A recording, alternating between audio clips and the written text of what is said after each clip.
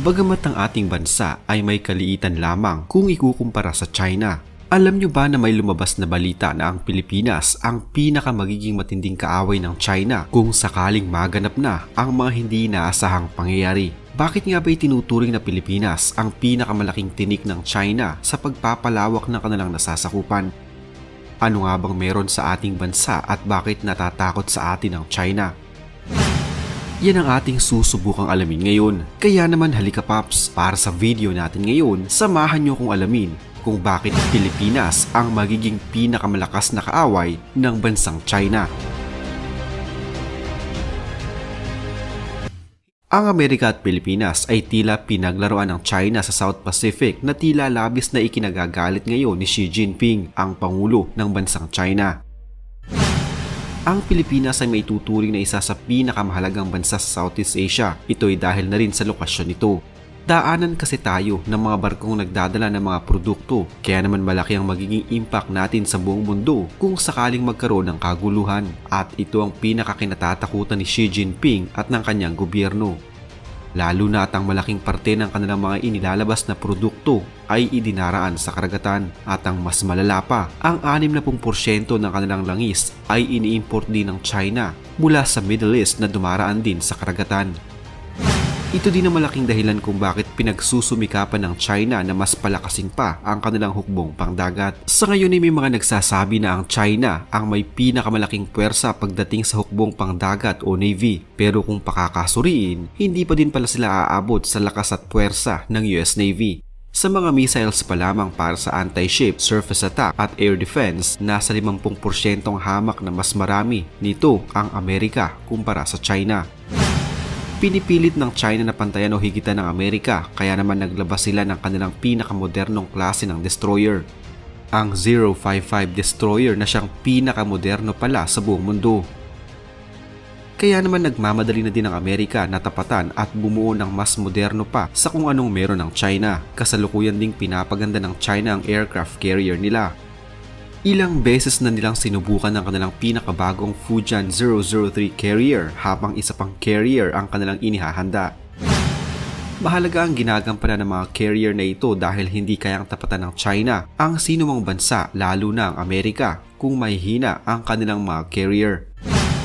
Sa ngayon ay mas lalo ding pinalalakas at pinapanatili ng China ang kanilang puwersa sa South Pacific.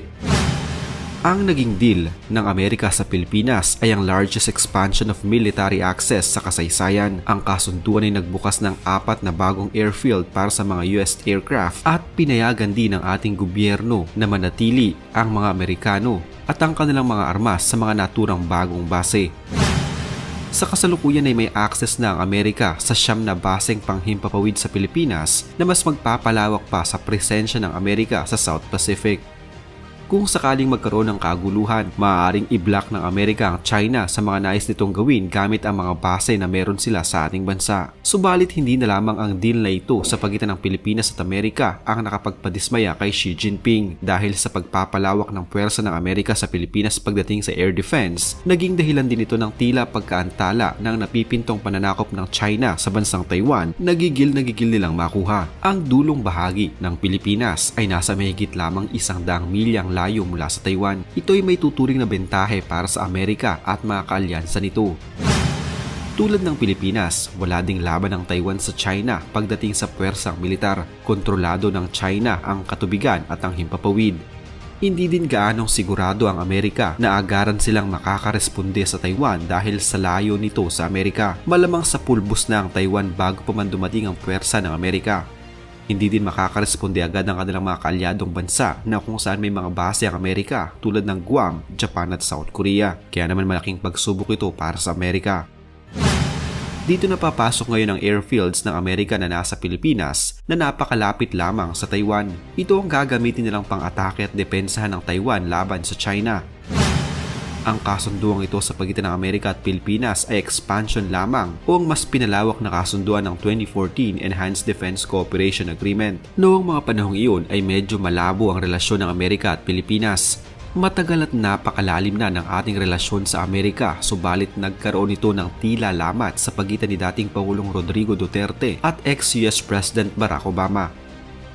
Ito ay dahil inalmahan noon ni Obama ang war on crime campaign ni Duterte, kung natatandaan nyo pa ang Oplan Tukhang. Hindi sang-ayon dito ang Amerika noon at sinasabing inaabuso ni Duterte ang kanyang kapangyarihan at wag dapat idaan sa karahasan ang inaasam niyang kapayapaan. Dito na nagsimula ang mga maanghang na salitang binitawan ni Duterte laban kay Obama. Dahil din sa tila away na ito, nagbanta pa noon si Duterte na puputulin na niya ang ugnayan ng Pilipinas sa Amerika at mas pipiliin na lamang na humingi ng suporta mula sa China at Russia. Naging magandang balita ito noon para kay Xi Jinping, subalit kahit ganoon pa din ang nangyari, nanatili pa ding matatag ang relasyon ng Amerika at Pilipinas at hindi din naman natuloy ang pakikipag-alyansa natin sa China at Russia.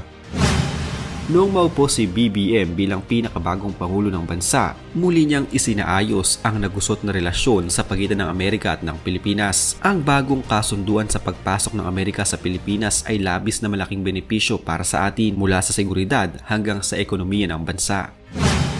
Ang 4 na bagong base ng Amerika sa Pilipinas ay itinayo sa hilagang bahagi ng Luzon upang makatulong sa maayos na pagpigil ng Amerika sa China, partikular na pagdating sa air superiority. Ang mga bagong base na ito ng Amerika na nasa hilagang bahagi ng Luzon ay napakahalaga upang maging dominante ang Amerika pagdating sa himpapawid sa South China Sea.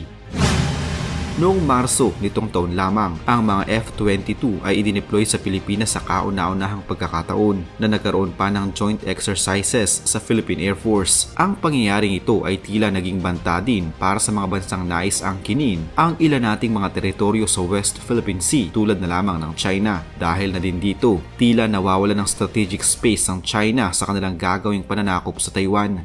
Magiging mas madali kasi para sa China ang atakihin.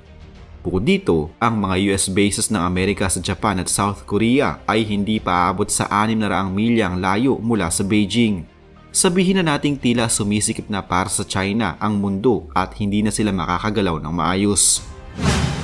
Noong mga nakaraang dekada, ang South China Sea ay tila naging parang ilog ng China na maaari nilang pagbangkaan at gamitin ng walang pangamba at takot. Pero dahil sa pagkakaroon ng mga bagong base ng Amerika sa hilagang Luzon, ay tila nagkaroon na sila ngayon ng takot kahit paano na magpagala-gala dito. Kung napanood nyo na ang aking video tungkol sa Bashi Channel na may malaking gagampanan kung sakaling mangyari ang kinatatakutan ng lahat, masasabi na ang Bashi Channel ay napakahalaga para sa China na makontrol nila ito bago pa man nila sakupin ang buong Taiwan. Subalit nariyan pa din ang Pilipinas na siyang magiging base ng Amerika para sa pananakop na gagawin ng China sa Taiwan dahil ang Bashi Channel ay katabi lamang natin. Siguradong mahihirapan ng China na kontrolin o mapa sa ilalim nila ito dahil sa maaaring pinagsama-samang puwersa ng mga kaalyado ng Amerika gaya ng Pilipinas na katabi lamang nito.